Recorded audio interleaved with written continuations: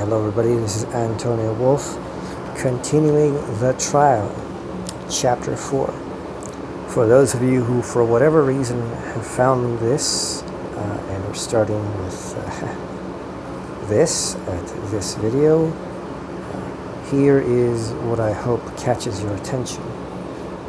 Joseph K. is guilty. If you want to know why, you should start from the very beginning. So if you have found this, you should definitely go and listen to the entire commentary from the very beginning. I know there are sound issues. We have worked them out, hopefully, by this point. But if not, we'll keep working on it. But anyways, I'm here with my friend Hyperion and Josh. Finally. Who is also my friend. Just so you know. Did you say he's awesome? Well, I said also my friend. Oh, yeah, he's also our friend. He's not awesome.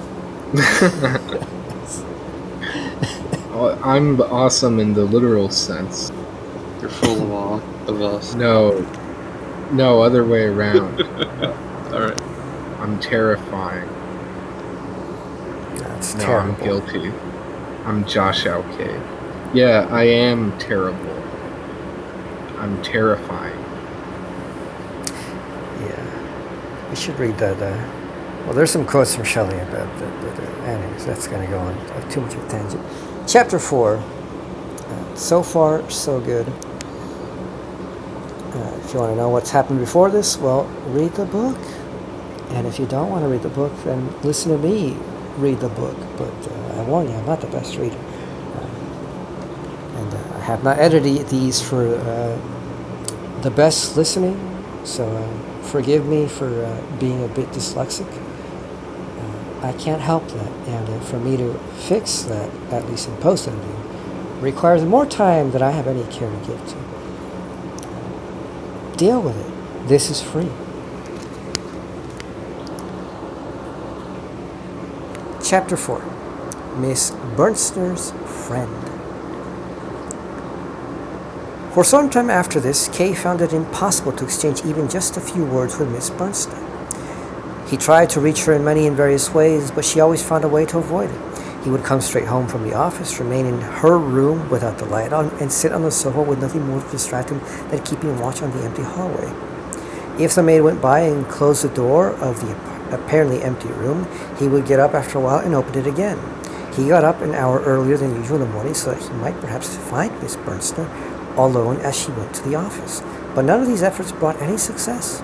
Then he wrote her a letter, both to the office and the flat, attempting once more to justify his behavior, offered to make whatever amends he could, promised never to cross whatever boundary she might set him, and begged merely to have the chance to speak to her sometime, especially as he was unable to do anything with Mrs. Grubach, either until he had spoken with Miss Bernster.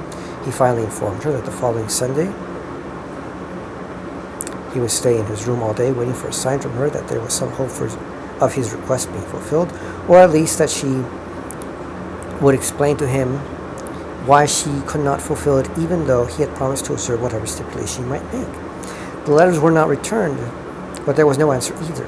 However, on the following Sunday, there was a sign that seemed clear enough. It was still early when Kay noticed through the keyhole that there was an unusual level of activity in the hallway, which soon abated. A French teacher, although she was German and called Montag, a pale and febrile girl with a slight limp who had previously occupied a room of her own, was moving into Miss Bernster's room. She could be seen shuffling through the hallway for several hours. There was always another piece of clothing or blanket or book that she had forgotten had to be fetched specially and brought into the new home. So for those of you with a short memory, he basically sexually assaulted Miss Bernster. Well, not basically. He did sexually assault her at the end of the first chapter, if you don't remember. She was saying goodbye, and he just forcibly kissed her. And after he went back to his room, he noticed that she didn't like it, and he's like, wow, I didn't enjoy that as much as I thought I would. But he still enjoyed it, and he rushes in how he violated her. So to be surprised that this woman would want to have nothing more to do with him for whatever reason is of no surprise except for Mr. K.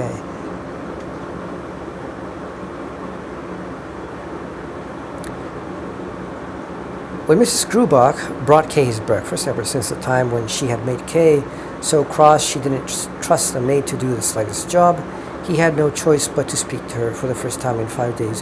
"Why is there so much noise in the hallway today?" he asked as she poured his coffee out. "Can't something be done about it? Does this clearing out have to be done by Sunday?" Kay did not look up at Mrs. Grubach, but she saw nonetheless that she seemed to feel some relief as she breathed in. Even sharp questions like this from Mr. K she perceived as forgiveness, or as the beginning of forgiveness. "Oh, we're not clearing anything out, Mr. K," she said. "It's just that Miss Montag is moving in with Miss Bernster and is moving her things across." She said nothing more, but just waited to see how Kay would take it and whether he would allow her to carry on speaking. By the way, I mean, big thing. Obvious thing, but just going back. He waits in her apartment with the door open with the lights off? What the fuck? Why does he have a key? How does he open her apartment? Two, what kind of fucking normal person thinks that it's the best way to, like, wait for someone is with the lights off on their fucking couch?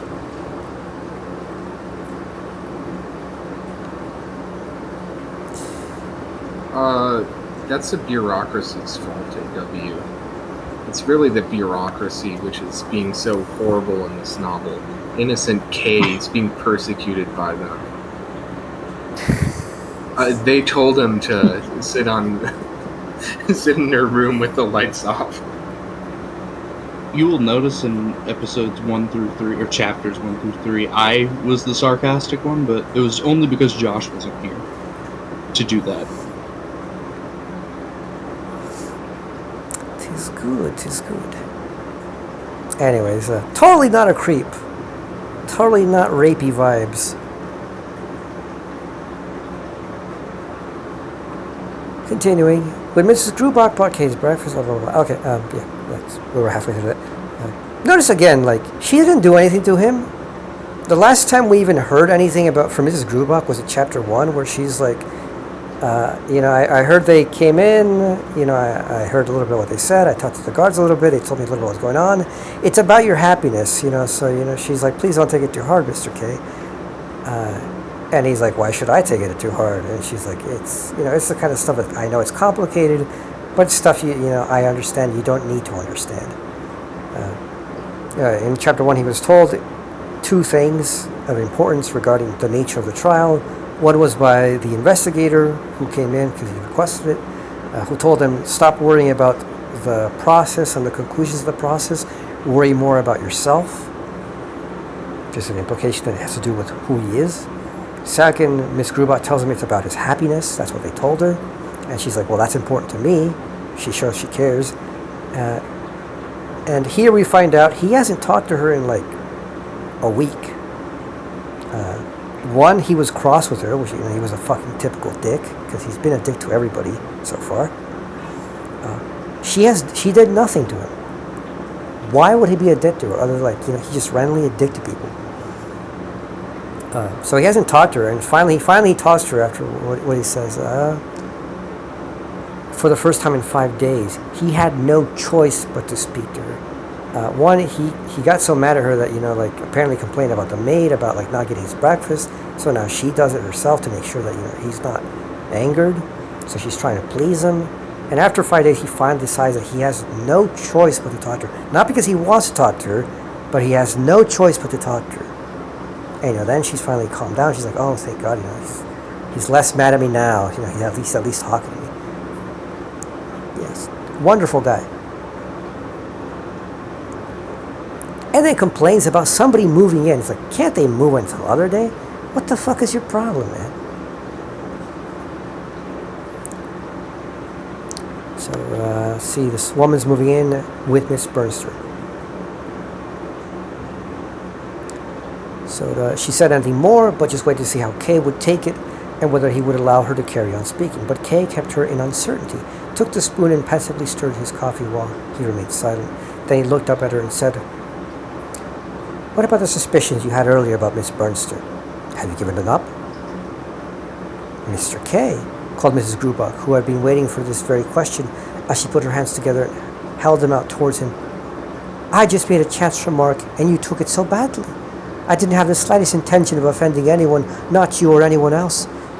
You've known me for long enough, Mr. K. I'm sure you're convinced of that. You don't know how I've been suffering for these past few days, that I should tell lies about my tenants, and you, Mr. K, you believed it. And I said I should give you notice. At this outcry, Miss Grubach was already choking back her tears, her raised apron to her face, and blubbered out loud.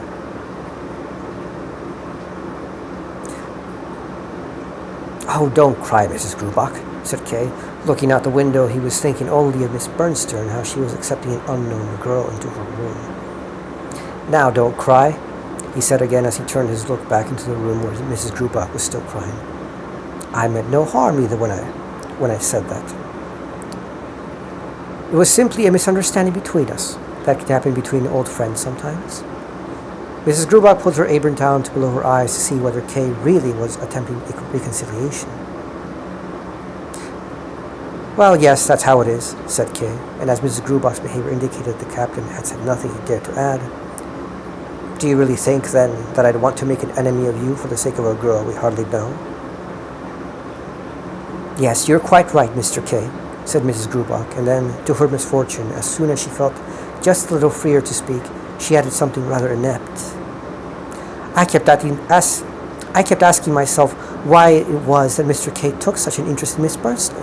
Why does he quarrel with me over her when he knows that any cross word from him, and I can't sleep that night? And I didn't say anything about Miss Bernster that I hadn't seen with my own eyes." Kay said nothing in reply. He should have chased her from the room as soon as she had opened her mouth, and he didn't want to do that. He contented himself with merely drinking his coffee and letting Miss Grubach feel that she was superfluous.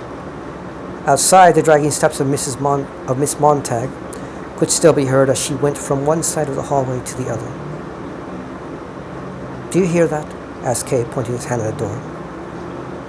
"Yes," said Miss Grubach with a sigh. "I wanted to give her some help, and I wanted the maid to help her too, but she's stubborn. She wants to move everything herself. I wonder at Miss Bernster. I often feel it's a burden for me to have Miss Montag as a tenant, but Miss Bernster accepts her into her room with herself." "There's nothing there for you to worry about," said Kay, crushing the remains of a sugar lump in his cup. "Does she cause you any trouble?" "Oh, sorry, that's Kay. Does she cause you any trouble?" "No," said Miss Grubach. "In itself, it's very good to have her there. It makes another room free for me, and I can let my nephew, the captain, occupy it. I began to worry he might be disturbing you when I had let him live in the living room next to you over the last few days. He's not very considerate." "What an idea," said Kay, standing up. "There's no question of that. You seem to think that because I can't stand this toing and froing of Miss Montag that I'm oversensitive." And there she goes back again. Mrs. Grubach appeared quite powerless. "Should I tell her to leave, moving the rest of her things over till later then, Mr. K? If that's what you want, I'll do it immediately." "But she has to move in with Miss Bernster," said Kay. "Yes," said Miss Grubach, without quite understanding what Kay meant. "So she has to take her things over there?" Mrs. Grubach just nodded. Kay was irritated all the more by this dumb helplessness, which, seen from the outside, could have seemed like a kinder defiance on her part. He began to walk up and down the room between the window and the door, thus depriving Miss Grubach of the chance to leave, which she otherwise probably would have done.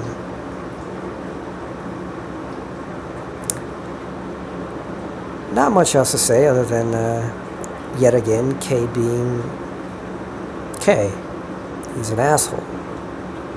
He's piling silent judgment on people for things that they don't quite understand, and he doesn't let them know what it is.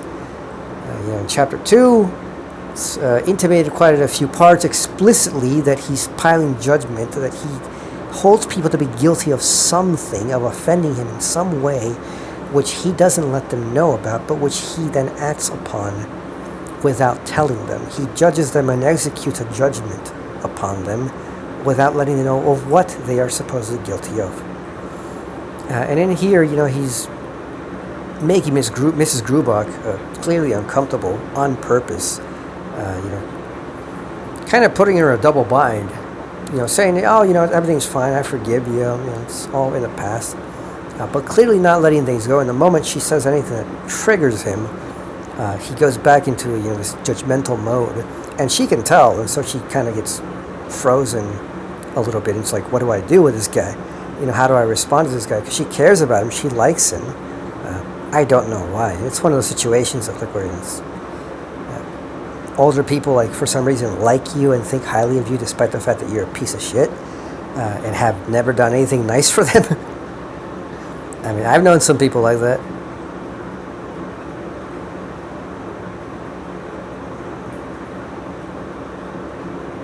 Yeah, why would you talk shit to your landlady like that? She could evict you. She could raise your rent. Oh, but he knows she likes him. She doesn't. Yeah, but he knows she likes him. He already knows that he tortures her by doing these things. He's playing these fucking mind games with her. And she's already told him that she cares about him so much that, anything that, makes him upset, she can't sleep that night. It's just fucking cruel.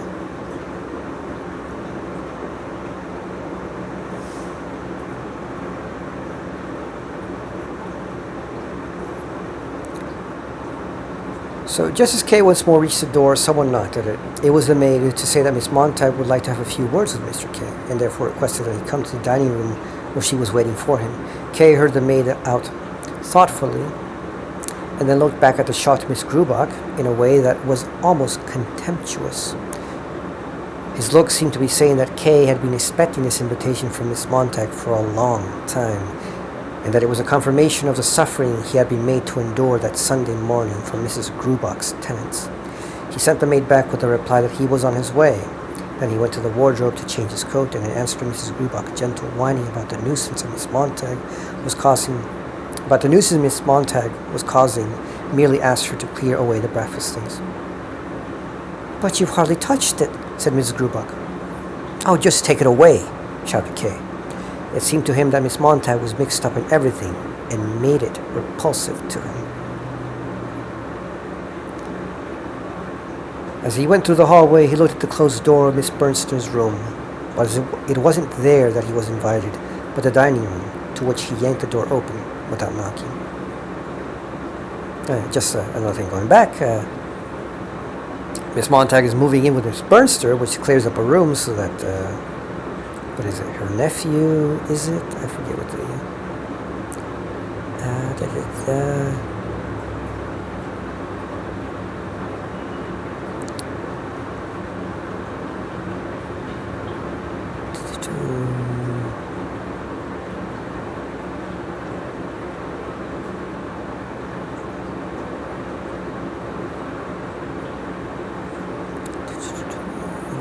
said with the suspicions earlier.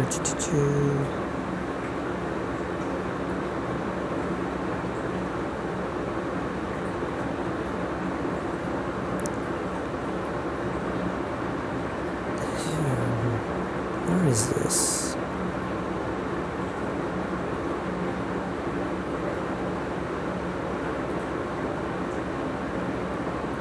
Yeah, her nephew, the captain. Her nephew, the captain, who has nowhere else to be, so he sleeps in on the living room. And then, Miss Grubach says, he's not very considerate, at least now he can move into the room that's now vacant because Miss Montag is moving in with Miss Bernster. And so, now you won't be bothered. If you don't notice the contradiction there about who's the inconsiderate one, I don't know what to tell you. Obviously, it's Kay, because here's a guy who has nowhere else to go, nowhere else to be, so he's crashing in the only place that, nephew to aunt? His aunt has that to let him sleep, which is the living room, and he's the inconsiderate one. I mean, that's like me complaining that like the homeless guys next to my house are inconsiderate because they're fucking loud and boisterous. They got nowhere else to be.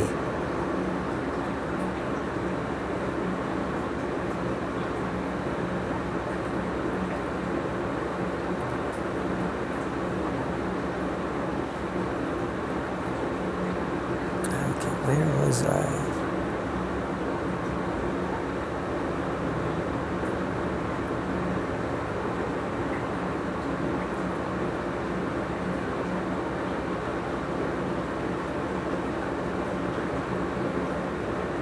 Yeah, let me read that last sentence.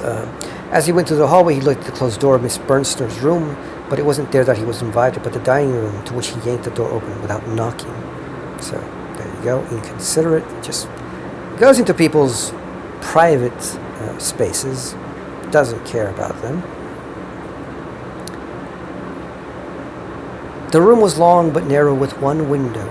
There was only enough space available to put 2 cupboards at an angle in the corner by the door, and the rest of the room was entirely taken up with a long dining table which started by the door and reached all the way to the great window, which was thus made almost inaccessible.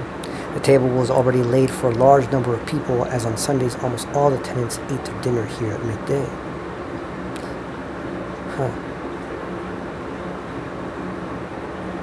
That's interesting. It's a very social thing. I can't imagine that in the U.S. at least anybody would do that nowadays. It just doesn't seem like the kind of thing. Maybe in like some very like traditional places in the South, like certain very, very classic hotels, you probably have a public dining hall like that. Yeah, but otherwise, people just kind of fuck off to their own rooms. Like, I don't want to eat with these strangers. But I mean, this isn't a hotel exactly. I mean, this is a kind of these are apartments. But still, that's kind of a weird thing for us today, which is an indictment about us more so than about them. It's not an indictment about them at all.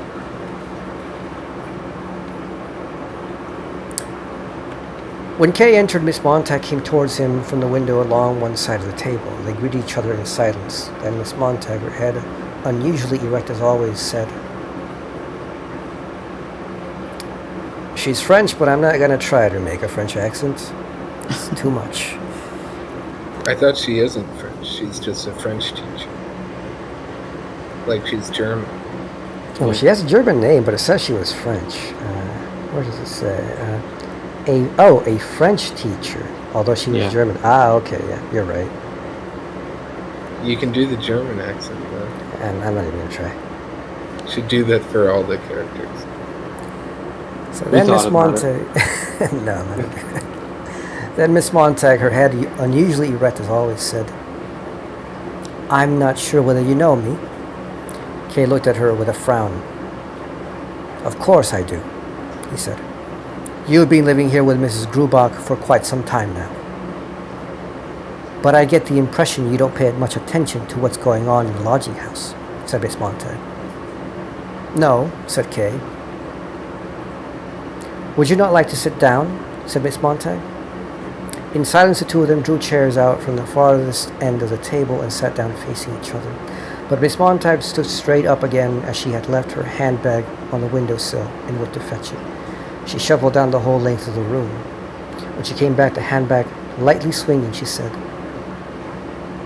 I'd like just to have a few words with you on behalf of my friend. She would have come herself, but she's feeling a little unwell today. Perhaps you'll be kind enough to forgive her and listen to me instead. There's anyway nothing that she could have said that I won't. On the contrary, in fact, I think I can say even more than her, because I'm relatively impartial. Would you not agree? What is there to say, then? Answered Kay, who was tired of Miss Montag continuously watching his lips. In that way, she took control of what he wanted to say before he said it.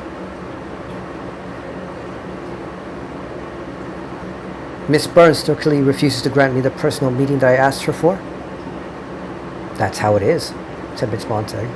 Or rather, that's not at all how it is, the way you put it is remarkably severe. Generally speaking, meetings are neither granted nor the opposite. But it can be that meetings are considered unnecessary, and that's how it is here. Now, Damn. after your comment, I can speak openly. You asked my friend, verbally or in writing, for the chance to speak with her. Now my friend is aware of your reasons for asking for this meeting, or at least I suppose she is. And so, for reasons I know nothing about, she is quite sure that it would be of no benefit to anyone if this meeting actually took place. Moreover, it was only yesterday, and only very briefly, that she made it clear to me that such a meeting could be of no benefit for yourself either. She feels it can only be. She feels that it can have been a matter. She feels it can only have been a matter of chance that such an idea came to you, and that even without any explanations from her, you will very soon come to realize yourself, if you have not done so already, the futility of your idea. My answer to that is that although it may be quite right, I consider it advantageous, if the matter is to be made perfectly clear, to give you an explicit answer. I offered my services in taking on the task, and after some hesitation my friend conceded. I hope, however, as to have acted in your interest, as even the slightest uncertainty in the least significant matters will always remain a cause of suffering, and if, as in this case, it can be removed without substantial effort, then it is better if that is done without delay. I thank you, said Kay, as soon as Miss Montag had finished. He stood slowly up, looked at her, then across the table, then out the window. The house opposite stood there in the sun, and went to the door. Miss Montag followed him a few paces, as if she did not quite trust him. At the door, however, both of them had to step back, as it opened and Captain Lance entered. This was the first time that Kay had seen him up close up. He was a large man, about 40, with a tanned, fleshy face. He bowed slightly, intending it also for Kay, and then went over to Miss Montag and deferentially kissed her hand. He was very elegant in the way he moved. The courtesy he showed towards Miss Montag made a striking contrast with the way she had been treated by Kay. Nonetheless, Miss Montag did not seem to be cross with Kay, as it even seemed to him that she wanted to introduce the captain. Kay, however, did not want to be introduced. He would not have been able to show any sort of friendliness either to Miss Montag or to the captain. To kiss on the hand, the kiss of the hand had, for Kay, bound them into a group which would keep him at a distance from Miss Bernster, whilst at the same time seeming to be totally harmless and unselfish.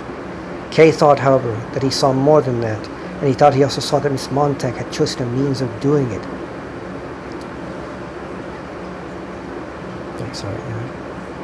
Kay thought, whilst at the same time seemingly to be totally harmless and unselfish.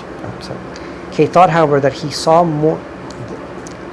Kay thought, however, that he saw more than that. He thought he also saw that Miss Montag had chosen a means of doing it that was good, but two-edged. She exaggerated the importance of the relationship between Kay and Miss Bernster, and above all, she exaggerated the importance of asking to speak with her, and she tried at the same time to make out that Kay was exaggerating everything. She would be disappointed. Kay did not want to exaggerate anything. He was aware that Miss Bernster was a little typist who would not offer him much resistance for long. In doing so, he deliberately took no account of what Miss Grubach had told him about Miss Bernster.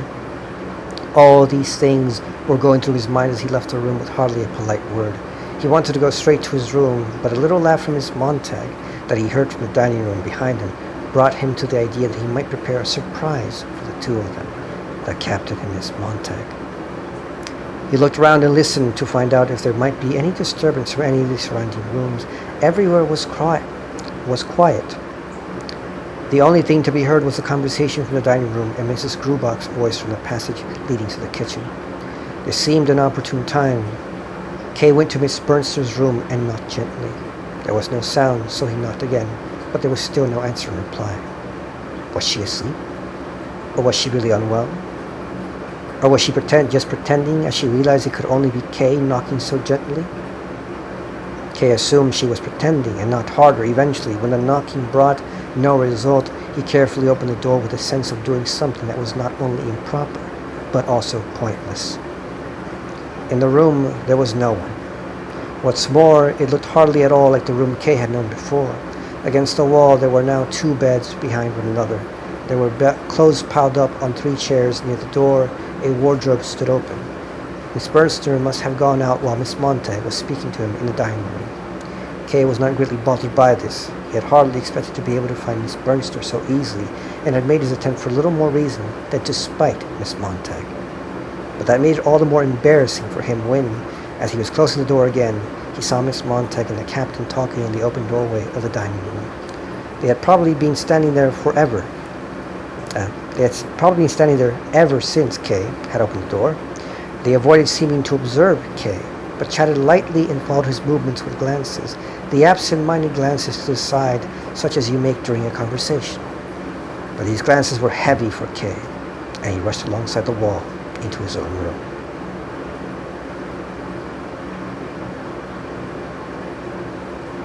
You got fucking destroyed in this chapter.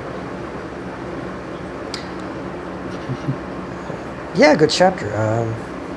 The discussion between him and Mrs. Montag is key to something he has been told from the very beginning. He needs to shut the fuck up. Like, he was told from the beginning, you need to stop talking because you think you're helping yourself. You think you're making a case for yourself. You're making it worse. Why? Because you're a shit person, and the more you talk, you're like Hillary Clinton, buddy. The more you talk, the less people like you. For those of you who like Hillary Clinton, I'm sorry. That's just the truth. Well, I feel like this is a thing a mistake like lots of people make. Especially men make with women, but in general people make of constantly defending themselves, constantly speaking up, thinking it's helping your case. Yeah, and in the case of him, though, like,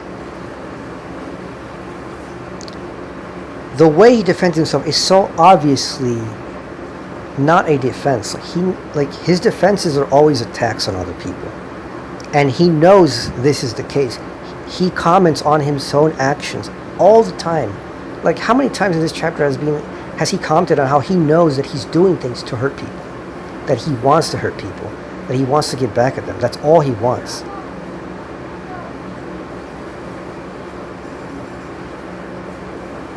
He also just, like, completely misjudges people.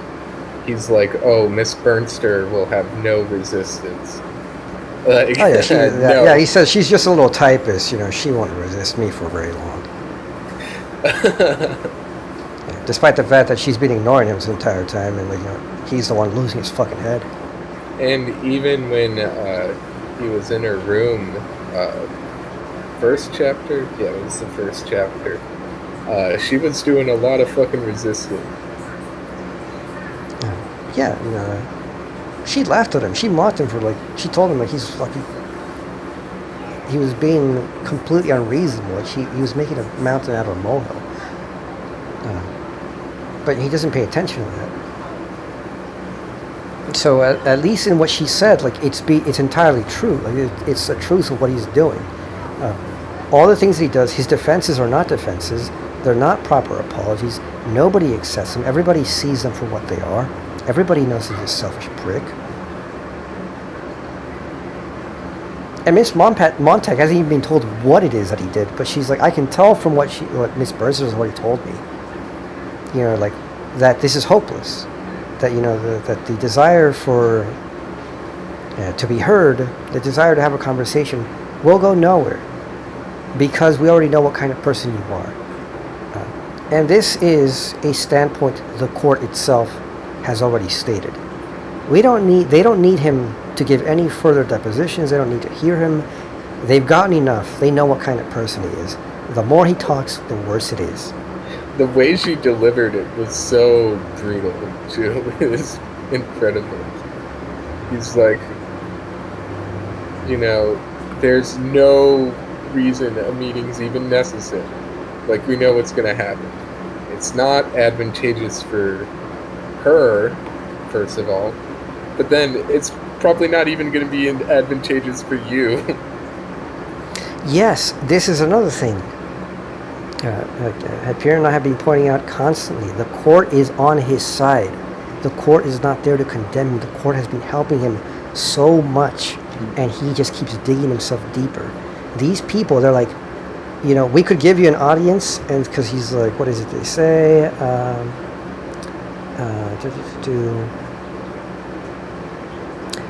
Kay says, Miss Burster clearly refused to grant me the personal meeting that I asked her for. That's how it is, said Miss Montag, or rather, that's not at all how it is. The way you put it is remarkably severe. Generally speaking, meetings are neither granted nor the opposite, but it can be that meetings are considered unnecessary, and that's how it is here.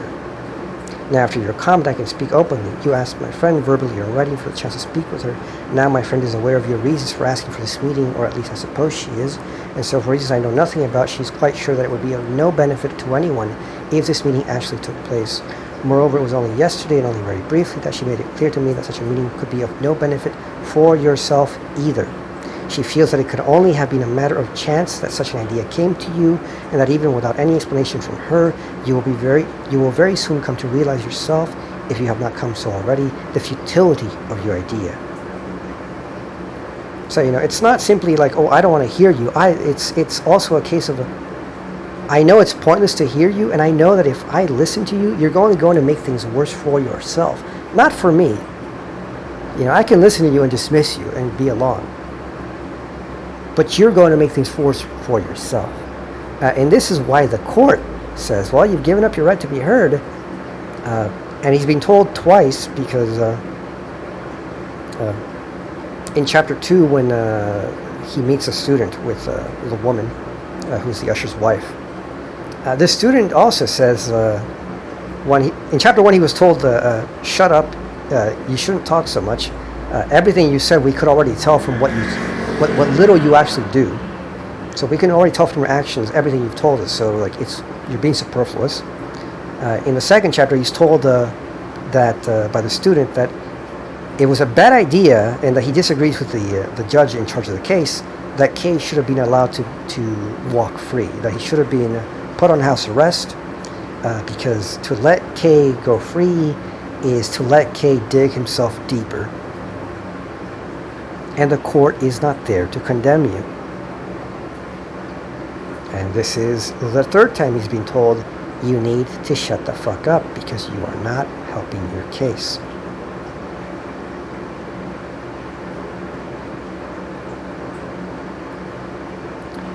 Besides that, the stuff about him going to Miss Bernster's room, yet again, he leaves them, and he's judging them. He takes the worst interpretation of everything they do, and every time we're told the two faces of how things could be interpreted. Kafka's not being he's not hiding anything here. He's always giving you two perspectives, which Kay is aware of, and Kay chooses to interpret things in the worst way possible. He's like, they could have, I could tell that they could have just been having a conversation and just, being, and when they glanced at me, they could have just done it in the way that, people were just having a conversation, just happen to glance at somebody else. And he's like, no, but I'm going to take it as they were spying on me. They were somehow just slyly looking at me, watching out for me. Where, for the most part, they probably don't give a fuck about him. Nobody gives a fuck about him. Yeah. Well, it's interesting. I feel like something that's paradoxical about him that I've noticed is that he tries to push around everyone, but also he lets himself just get pushed around and pulled into shit. The whole trial, there's no reason for him to take it seriously or for him to show up to it, but he does anyways. Yep, it's constantly brought even up. though it's a bullshit court in a lot of ways. It's a bullshit court, but it's his court, and therefore It's the most serious court. The harshest judge you can have is yourself. Yeah, and he chooses this. In the beginning when he could have taken it for a joke. It is a joke. And I feel like it's a serious joke. It's a serious joke. but it is a joke.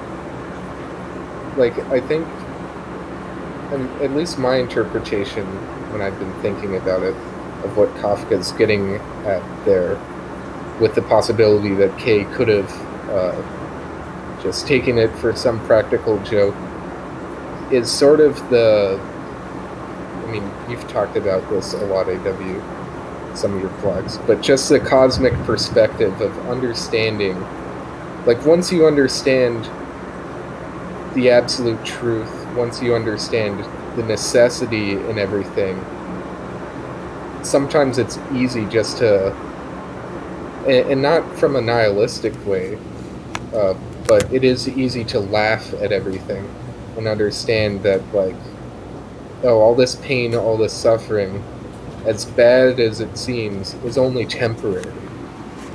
Like, I don't need to take it hard. And that's, like, Kay's problem, is that he isn't able to understand this with any of the problems facing him, any of the irritation. He takes it out to be the absolute worst thing, horrible impediment to his life, and not understanding that it isn't as bad as he thinks it is. No, yeah, and I think this book is just fucking amazing. Like, the fact that people miss this is baffling. The fact that I missed this is baffling to me. Well, it's because they don't see evil as the mere moment it is. They think it absolute. Yeah. Because the book doesn't hide this. The book, there is a point in the book where this will be explicitly said. And it's just amazing. I mean, the trial is brought on the self by the self. Nobody else brings a trial. Why is it that the court is always necessarily attracted only to the guilty? Because only the guilty choose to try themselves. Nobody else. According to whom are they guilty? To themselves. Kay knows he's a hypocrite. We've already seen multiple instances where he knows that he's doing something wrong. We've seen multiple instances where he knows that he's a liar, that he's lying. And like a pervert assaulter. Yeah, we've already, actually in chapter 2, there's explicitly a line where he is cognizant that the issue is only an issue because he wants it to be an issue, and he says, "I want it to be an issue," explicitly. You know, when the student takes away the washerwoman, the usher's wife from him, takes it from him as if he owned her, and he says, "I know that if I walked away from this, I would be superior to all these people. That if I didn't care about this, I could kick them out of my way, you know, and the rest of my life, like nobody's." And he's like, "And I know that this is only a defeat because I wanted this to be a struggle."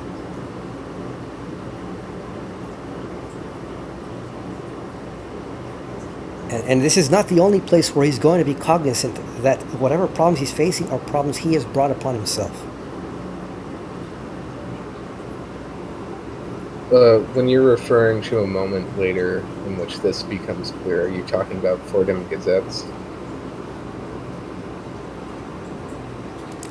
Before the law. No, it's even before that.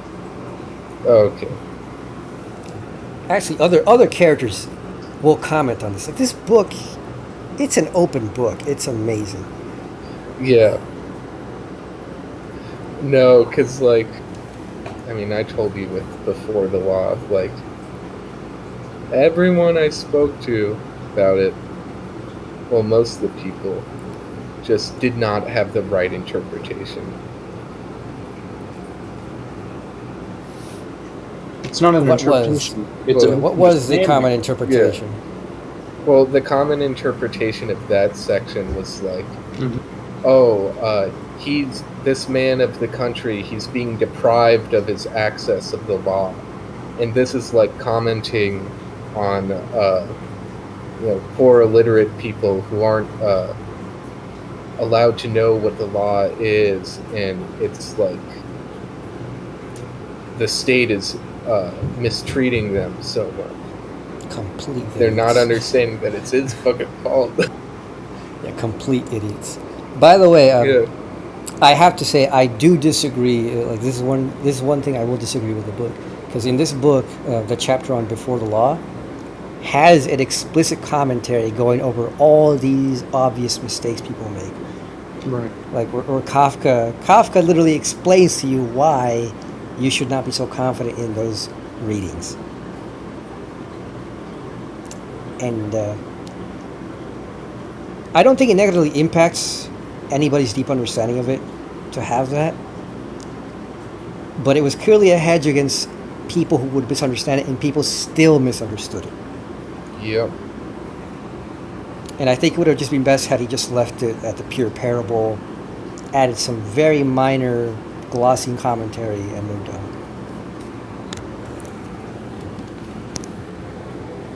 But anyways, a very short chapter. The book is fucking great.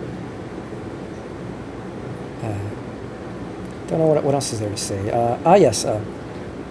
At the end, describes her room. Like, her room is now a mess, as it seems. You know, before the first time he went in, you know, it's all very nice and clean. Miss Bernster keeps her stuff nice and clean.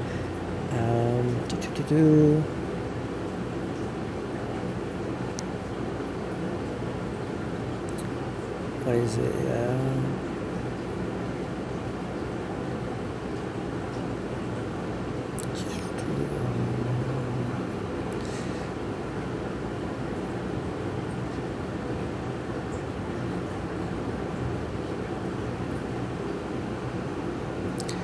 In the room there was no one. What's more, it looked hardly at all like the room Kay had known before. Against the wall were now two beds behind one another.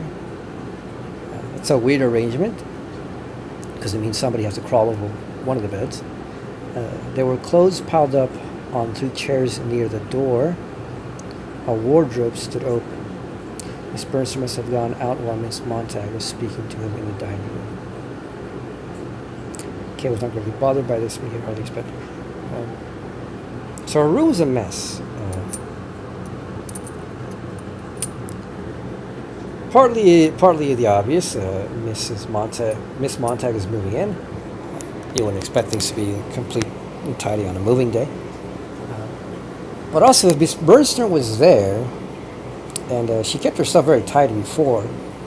The fact that she left, and he assumes this, you know, but I'll take it for what it is, an assumption.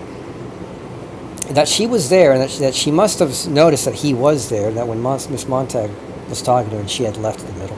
So Miss Bernster, who's clearly, was bothered just by the fact that somebody had put her pictures in the wrong order, was kind of probably somebody who likes to keep her stuff in order. The fact that she just preferred to not order her apartment and just leave, because she probably knew that Kay was such a fucking dumbass and an asshole that he'd come and try to talk to her anyways, despite the fact that her friend had told him a clear message. Yeah, I mean, not only is this, it's not so much a sign that her life has been disheveled by him, but that, given who he is, he's such a dislikable person. She just does not. She would rather have a messy room than to take the time of the chance of having any encounter with him whatsoever.